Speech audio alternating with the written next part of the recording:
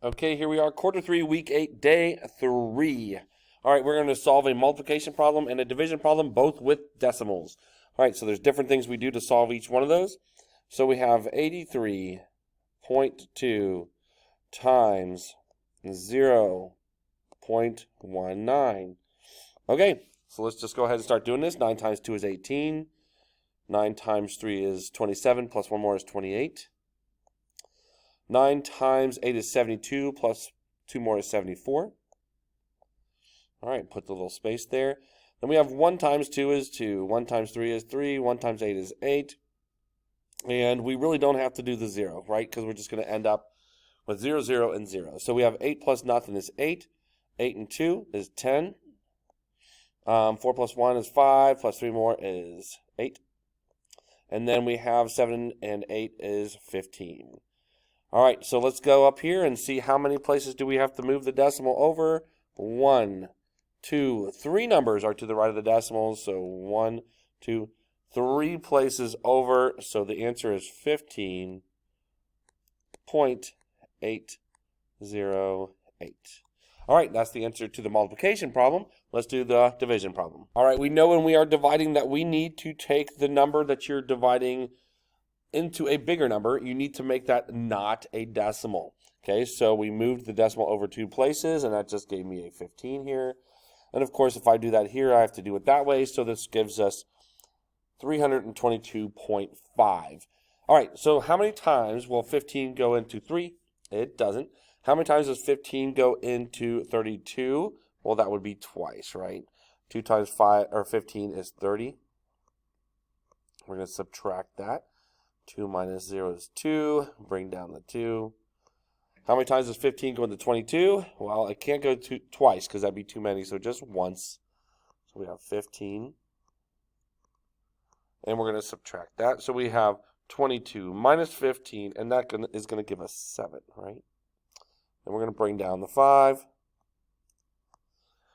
How many times does 15 go into 75? I think 5 times. 5 times 5 is 25.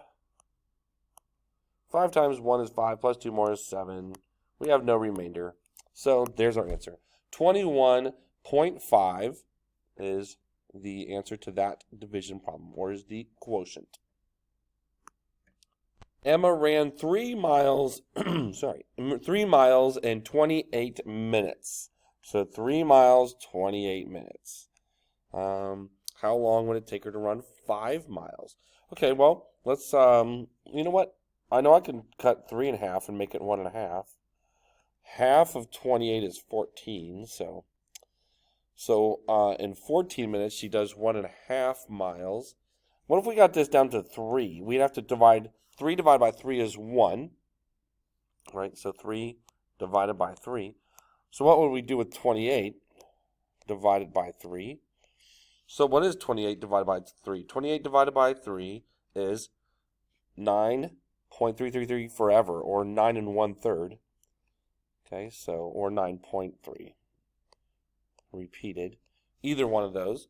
Okay, so if we want to know how long would it take her to run 5 miles, well, can we get from 3 to 5 very easily? No. 1 1/2 to 5? Not real easily, but let's just use the unit rate, I guess. So to get from 1 to 5, it's times 5.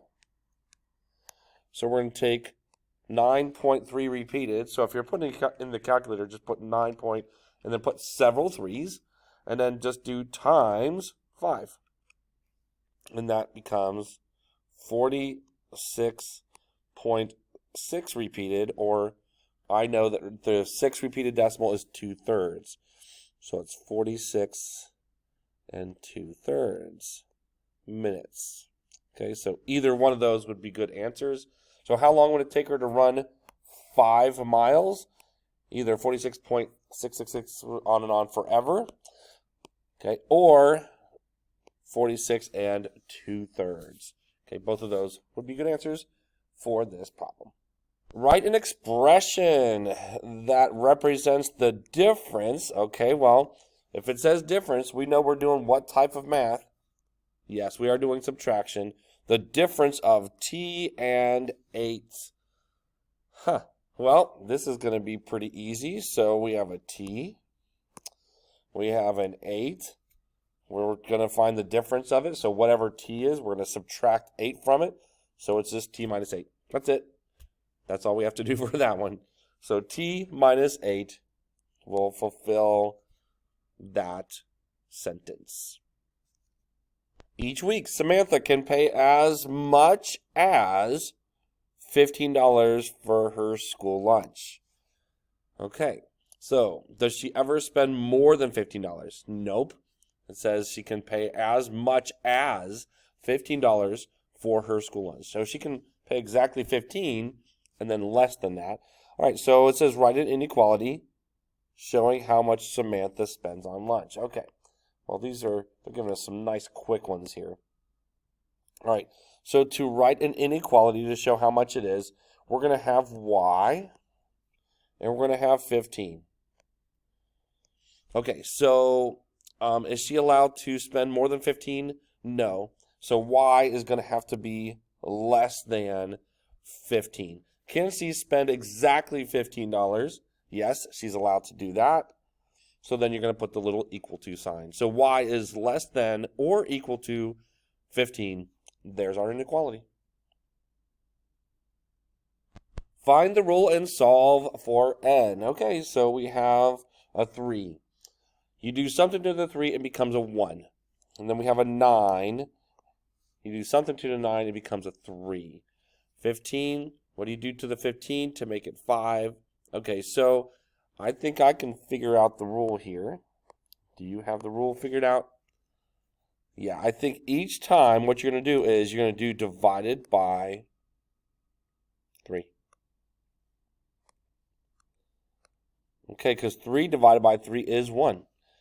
9 divided by 3 is 3. 15 divided by 3 is 5. So, since it's happening every single time, we know that it is whatever x is, you divide it by 3 to get n. So, y is equal to x, whatever the number x is, divided by 3. That's it. All right, so then to solve for n, we just do 18 divided by 3, and then 18 divided by 3 is 6. So n equals 6. So the rule is y equals x divided by 3, and n equals 6 is the value of n. Miss Kennedy has 25 tissue boxes. Okay, she has 25 tissue boxes in her cabinet. Okay, that's good. Each box measures 8.5 inches long, 5 inches wide, and 4 inches high. All right, I have my little drawing of a tissue box there. Then what is the volume of one tissue box? All right, so we have two different questions here. First is, what is the volume of one tissue box? Well, volume is length times width times height. So it's going to be 4 times 5 times 8.5, which I'm just going to make it 8.5. Okay, because that'll be really, really easy. So we have to do 4 times 5 times 8.5, and that equals 170 inches cubed. Okay, there should be a little 3 there. So, volume of one tissue box, 170 inches cubed. All right, so that's our first answer. Then what about all 25 boxes? Okay, so, well, if this is how much volume it is in one box, we would just do 170 times 25 boxes, and that'll give us the volume of all of them, right? So, if you just take 170 times 25, you end up with 4,250 inches cubed. Okay, so one box again is 170 inches cubed, and then the volume of 25 boxes would just be that times 25, which is 4,250 inches cubed. Okay, so the histogram below shows the ages of people who attend a play. All right, so here's the ages right here, and here's the frequency. Here's how often they attend, right? So it says, what is the age ranges? So we have 10, 20, 30, 40, 50, 60. So if we look here, what would be right there between 10 and 0? Well, that would be 5. So technically, we can kind of see that this bin right here, okay, the very first bin or the first bar of this histogram is basically between 5 and 15, right? So it's 5, 10, 15. So there's 10 there. So that's their ages from 5 to 15. And then for the second little bar here, okay, it goes from 15 to 25. Okay, so that would be the age ranges there. So knowing that, we can use this and see if we can answer these questions. What age range was the highest in attendance? Well, it happens to be that the attendance that's the highest goes from here, and it doesn't end right here. It just keeps going all the way to here, right? So we know that this right here this line is 15, and this line here would be what? It's right between 40 and 50.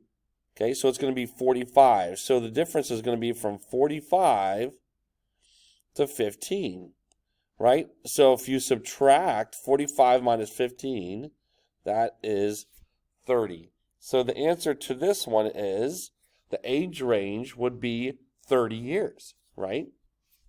So 30 years is the age range. And then it says how many people were between the ages of 5 and 15. Okay, so how many people were between the ages of 5 and 15?